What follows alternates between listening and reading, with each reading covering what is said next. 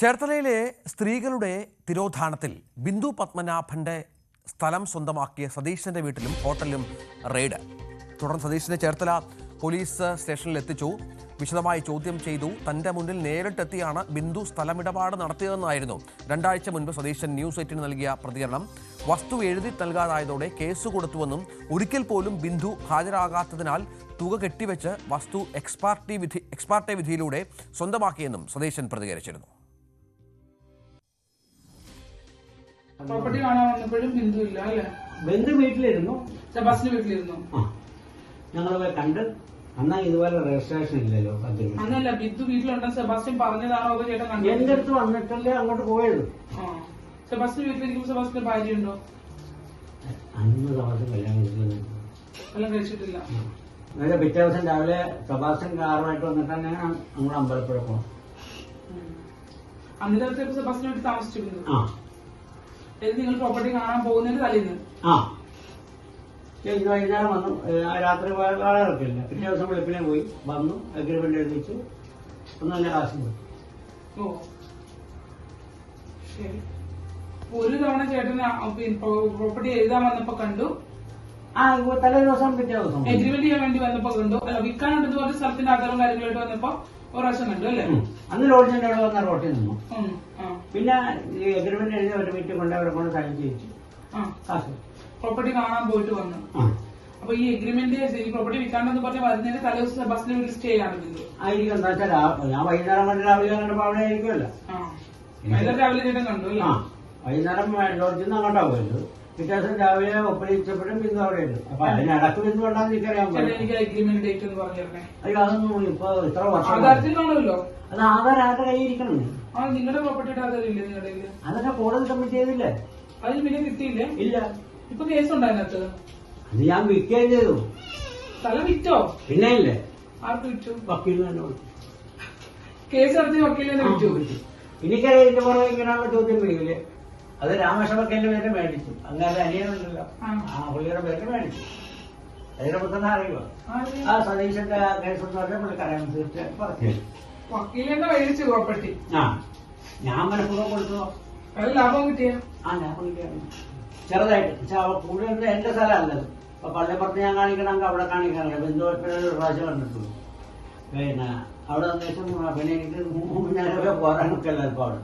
അതുപോലെ bus സ്റ്റാൻഡിന്റെ problem ഉണ്ട്. റോട്ടിൽ നിന്ന് കുറച്ച് ഇല്ലായിരുന്നു. വാലുപോലെ അങ്ങോട്ട് കിടക്കുന്നത് 3 സെന്റോളം അങ്ങനെ വേസ്റ്റ് പോയി.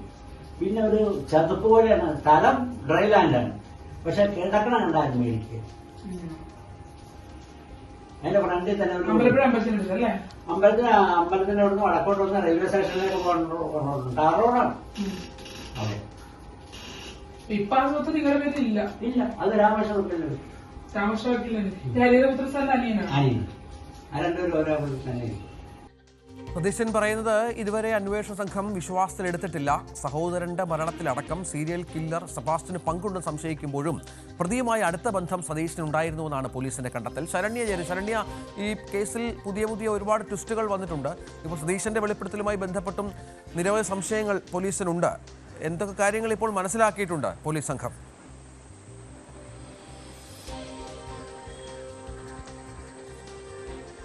2 കേസുകളുമായി ബന്ധപ്പെട്ടാണ് ഇപ്പോൾ സതീശന്റെ ഹോട്ടലിലും ഒപ്പം തന്നെ വീട്ടിലും റെയ്ഡ് നടത്തിയതെന്നുള്ളതാണ് നമുക്കിപ്പോൾ അന്വേഷണ സംഘത്തിൽ നിന്ന് ലഭ്യമായിട്ടുള്ള വിവരം. അതിൽ ഏറ്റവും പ്രധാനപ്പെട്ടത് ഐഷ ബിന്ദു പത്മനാഭൻ തിരോധാന കേസുകളുമായി സതീശന് ഏതെങ്കിലും തരത്തിൽ ബന്ധമുണ്ടോ എന്നുള്ളതിനെ സംബന്ധിച്ച അന്വേഷണം സതീശനെ കേന്ദ്രീകരിച്ചും ആരംഭിച്ചിരിക്കുന്നു എന്നുള്ളതാണ്. പ്രധാനമായും സതീശന് 2 ലോഡ്ജുകളാണുള്ളത്. നമുക്ക് നേരത്തെ തന്നെ അറിയാം. അതായത് ഈ സതീശന്റെ ഉടമസ്ഥതയിലുള്ള ലോഡ്ജിനെ സംബന്ധിച്ച് ഇതിനു മുമ്പും വിവാദങ്ങൾ ഒരുപാട് ഉണ്ടായിട്ടുണ്ട് എന്നുള്ളതാണ്. അതായത് മോൺസൺ മാവുങ്കലുമായി ബന്ധപ്പെട്ടുണ്ടായ സംഭവങ്ങളുമായി ബന്ധപ്പെട്ട് മോൺസൺ മാവുങ്കലിന്റെ ഉടമസ്ഥതയിൽ, അതായത് അയാളുടെ നേതൃത്വത്തിൽ നടന്നിരുന്ന ബ്യൂട്ടി പാർലറും ഒപ്പം തന്നെ മറ്റ് ചികിത്സകളും ഒക്കെ നടന്നിരുന്ന ആ സ്ഥലമാണ് ഈ പറഞ്ഞ ഹോട്ടൽ. ഒപ്പം ഈ റൂംസ് അവിടെ അറേഞ്ച് ചെയ്തിട്ടുള്ളത്. അത് തന്നെ 2 ഇടങ്ങളിലായി സതീശന് ഉണ്ട് എന്നുള്ളതാണ്. ആ സതീശന്റെ അവിടെ നിന്ന് ആ മോൺസൺ മാവുങ്കലും ആയി ബന്ധപ്പെട്ട് ഉപയോഗിച്ചിരുന്ന കെട്ടിടത്തിന് കൂടാതെ തന്നെ കുറച്ച് മുന്നോട്ട് വരുമ്പോൾ തന്നെ മറ്റൊരു ഡ്രീം ലാൻഡ് എന്ന് പറഞ്ഞിട്ട് മറ്റൊരു സ്ഥാപനം കൂടി ഇയാൾക്കുണ്ട്.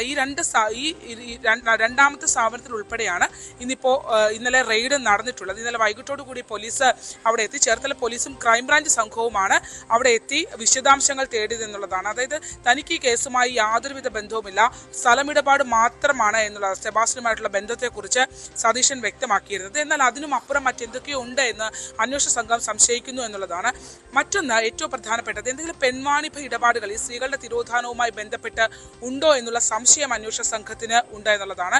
അത്തരത്തിലുള്ള പരിശോധനകളുടെ കൂടെ ഭാഗമാണ്. മാത്രമല്ല ഈ സതീശന്റെ ലോഡ്ജിനെ സംബന്ധിച്ചും ചില വിവരങ്ങൾ പോലീസിന്, നിർണായക വിവരങ്ങൾ പോലീസിന് ലഭ്യമായിട്ടുണ്ട് എന്നുള്ളതാണ് നമുക്ക് അറിയാൻ കഴിഞ്ഞിട്ടുള്ളത്. ആ ഒരു ഘട്ടത്തിലാണ് ഇയാളുടെ ലോഡ്ജിലേക്ക് പരിശോധന വ്യാപിപ്പിക്കുകയും അതിനോടൊപ്പം തന്നെ ഇയാളുടെ വീട്ടിലേക്കും പെട്ടെന്നൊരു റെയ്ഡാണ് സംഭവിച്ചത്. അതിന്റെ ഭാഗമായുള്ള പരിശോധന ഉണ്ടായി. അതിനുശേഷം സതീശനെ ചേർത്തല സ്റ്റേഷനിലേക്ക് കൊണ്ടുപോയി ക്രൈംബ്രാഞ്ചും ഒപ്പം തന്നെ ചേർത്തല പോലീസും ഇയാളിൽ നിന്ന് വിശദാംശങ്ങൾ തേടി എന്നുള്ളതാണ്. അതായത് ചേർത്തല പോലീസ് അന്വേഷിക്കുന്ന കേസ് ഐഷ തിരോധാന കേസാണ്, ക്രൈംബ്രാഞ്ച് അന്വേഷിക്കുന്നത് ബിന്ദു പത്മനാഭൻ കേസാണ്. ഈ രണ്ട് കേസുകളിലും ഇയാളിൽ നിന്നും സെബാസ്റ്റ്യനുമായി ബന്ധപ്പെട്ട വിശദാംശങ്ങൾ അന്വേഷണ സംഘം തേടുന്നു എന്നുള്ളതാണ്. ഇയാൾക്ക് കൂടുതൽ കാര്യങ്ങൾ അറിയാം എന്നുള്ളൊരു നിഗമനം അന്വേഷണ സംഘത്തിന് ഉണ്ട് എന്നുള്ളതാണ് പോലീസ് നമ്മളോട് വ്യക്തമാക്കുന്നത്. ഒപ്പം തന്നെ അതിനോടൊപ്പം തന്നെ ഇതിനകത്ത് ഏറ്റവും പ്രധാനപ്പെട്ട കാര്യം, തുടക്കഘട്ടത്തിൽ തന്നെ അതായത് കോട്ടയം ക്രൈംബ്രാഞ്ച് സംഘവും ഈ സതീശന്റെ വീട്ടിലേക്ക് എത്തിയിരുന്നു എന്നുള്ളതാണ്. സതീശന്റെ വീട്ടിലെത്തി വിശദാംശങ്ങൾ തേടിയതിന്റെ ദൃശ്യങ്ങളടക്കം നമുക്ക് ലഭ്യമാവുകയും ചെയ്തിരുന്നു. അതിന് പിന്നാലെയാണ് ഇപ്പോൾ ഒരു മാസത്തോളം ഒരു ഇടവേള വന്നതിന് ശേഷമാണ് ഈ കാര്യങ്ങൾ വരുന്നത്. നമ്മളോട് സതീശൻ പറഞ്ഞത് വളരെ നിർണായകമായ പല കാര്യങ്ങളും അയാൾ നമ്മളോട് പങ്കുവച്ചിരുന്നു. പക്ഷേ അയാൾ പറയുന്ന കാര്യവും ഫാക്ട്സും തമ്മിൽ ഒരുപാട് വ്യത്യാസമുണ്ട് എന്നുള്ളതാണ് അന്വേഷണ സംഘത്തിന്റെ ഒരു നിഗമനം. അതായത് 2005 മെയ്ക്ക് ശേഷം ബിന്ദു പത്മനാഭൻ ജീവനോടെ ഇല്ല എന്നുള്ളൊരു കണക്കുകൂട്ടൽ അന്വേഷണ സംഘത്തിനുണ്ട്. പക്ഷേ സതീശൻ പറയുന്നത് പ്രകാരം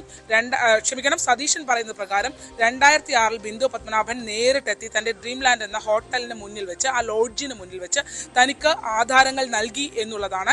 സ്ഥലം വിൽപ്പന നടത്താൻ താല്പര്യമുണ്ട് എന്ന് പറഞ്ഞുകൊണ്ട് സെബാസ്റ്റ്യനൊപ്പം കാറിലാണ് ബിന്ദു പത്മനാഭൻ വന്നത് എന്നുള്ളതാണ് അയാൾ വ്യക്തമാക്കുന്നത്. അങ്ങനെയാണെങ്കിൽ ബിന്ദു പത്മനാഭൻ അവിടെ എത്തിയിട്ടുണ്ടെങ്കിൽ ഈ ഏറ്റവും ഒടുവിൽ ബിന്ദുവിനെ കണ്ടു എന്ന്, അതായത് നേരിട്ട് ഇടപാട്, ബാക്കിയുള്ള ആളുകളൊക്കെ പറയുന്നത് ബിന്ദുവിനെ ഓട്ടോറിക്ഷയിൽ പോകുന്നത് പിൻഭാഗത്ത് നിന്ന് കണ്ടു, അല്ലെങ്കിൽ ബിന്ദു നടന്നു പോകുന്നുണ്ട്, ഫോൺ കോൾ വരുന്നുണ്ട്, ആരും വ്യക്തമായി കണ്ടു എന്ന് പറയുന്നില്ല. പക്ഷേ ഈ സതീശന്റെ വാക്കുകൾ പ്രകാരം, സതീശൻ ന്യൂസ് 8നോട് വെളിപ്പെടുത്തിയ കാര്യങ്ങൾ പ്രകാരം ബിന്ദു പത്മനാഭൻ നേരിട്ടെത്തി തനിക്ക് ആ ആധാരത്തിന്റെ ഡോക്യുമെന്റുകൾ നൽകി, അല്ലെങ്കിൽ താനുമായി ഒരു എഗ്രിമെന്റ് കരാർ ഒപ്പിട്ടു എന്നുള്ളത് അയാൾ വ്യക്തമായി നമ്മളോട് പറയുന്നുണ്ട്.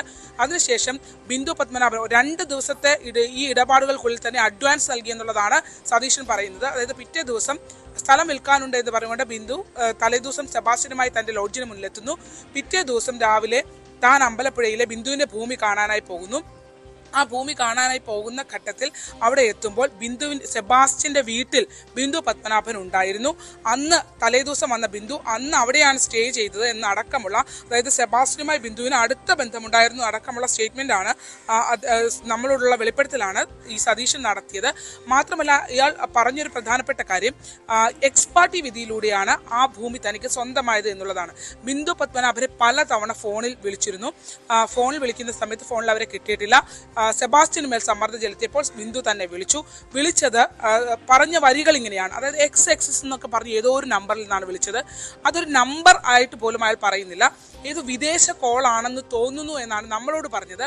അത്തരത്തിൽ എന്തായാലും അങ്ങനെ ഒരു ഇന്റർനെറ്റ് കോള് ആ കാലഘട്ടത്തിൽ വിളിച്ചു എന്നുള്ള രീതിയിലാണ് സതീശൻ നമ്മളോട് വ്യക്തമാക്കുന്ന ഐഡന്റിറ്റി, അല്ലെങ്കിൽ ആ കോളിന്റെ ഒരു ഉറവിടം കണ്ടെത്താൻ കഴിയാത്ത രീതിയിലുള്ള ഒരു കോള് തനിക്ക് ബിന്ദുവിൻ്റെതായി വന്നിരുന്നു.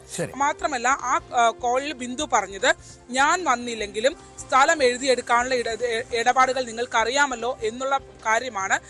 എഗ്രിമെന്റ് കഴിഞ്ഞിട്ടും എന്തുകൊണ്ട് സ്ഥലം എഴുതാത്തെന്നുള്ള ചോദ്യത്തിനുള്ള മറുപടിയായി പറഞ്ഞെന്നുള്ളതാണ്. അതായത് ഇത്രയധികം സ്ഥലം വിൽക്കാനായി പണം പ്രശ്നമുണ്ടായിട്ട് വന്ന ബിന്ദു ഇത്രയധികം സ്വത്തുക്കൾ ഇയാൾക്കായി നൽകി എന്നുള്ള രീതിയിൽ, നിങ്ങൾ എഴുതിയെടുത്തോ എന്നുള്ള രീതിയിൽ പറഞ്ഞു എന്നുള്ളത്. എന്തായാലും എക്സ്പാർട്ടി വിധിയിലാണ് ഇത് സ്വന്തമാക്കിയത്.